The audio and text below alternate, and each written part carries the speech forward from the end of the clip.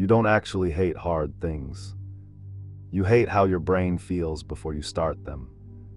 That resistance, that I don't feel like it, that urge to delay everything until later, it's not laziness. It's your brain trying to protect you from discomfort. But here's the strange part: your brain can be trained to enjoy what it currently avoids.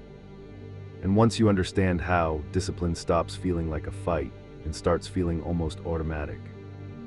Your brain is not designed for success. It's designed for efficiency. It constantly asks one question: is this safe, or does it cost energy? Hard things like studying, working out, building skills, or focusing deeply all get labeled as energy expensive equals avoid.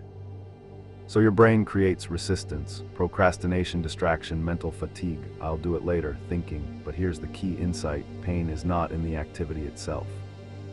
It's in the resistance to it. Once you stay in the task long enough, the resistance starts to fade. Your brain doesn't reject the task. It rejects the size of the task. So instead of saying, I will work out for 1 hour, your brain hears danger. But if you say, I will do 2 push-ups, there is no threat. And here's the trick: once you start, you almost never stop at 2.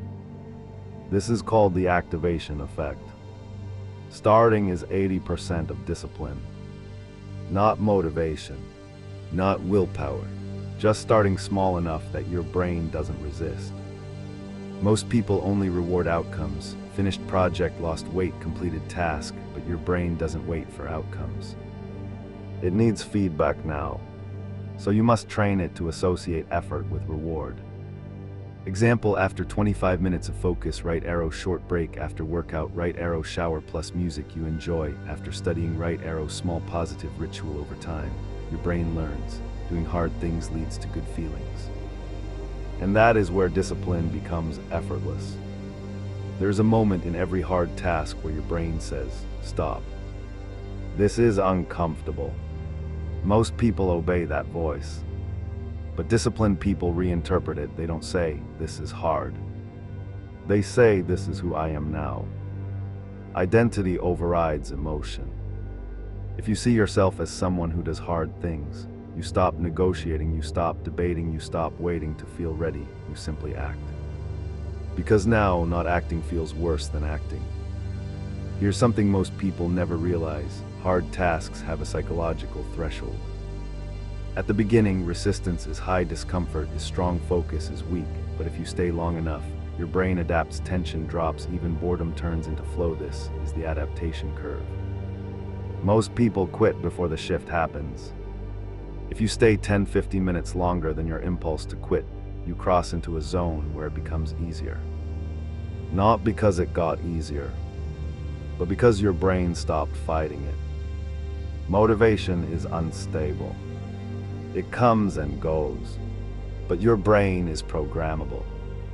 Every time you start small, stay slightly longer, reward effort, act despite discomfort, you are rewiring your response to difficulty. Eventually something changes. Hard things stop feeling like enemies.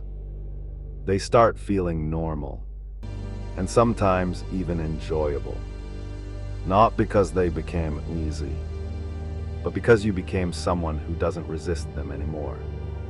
So the next time your brain says, I don't feel like it, don't argue with it. Don't wait for motivation. Just start small enough that it can't say no. And stay long enough for the shift to happen. Because the goal was never to feel good before you start. The goal is to become someone who feels good because they started.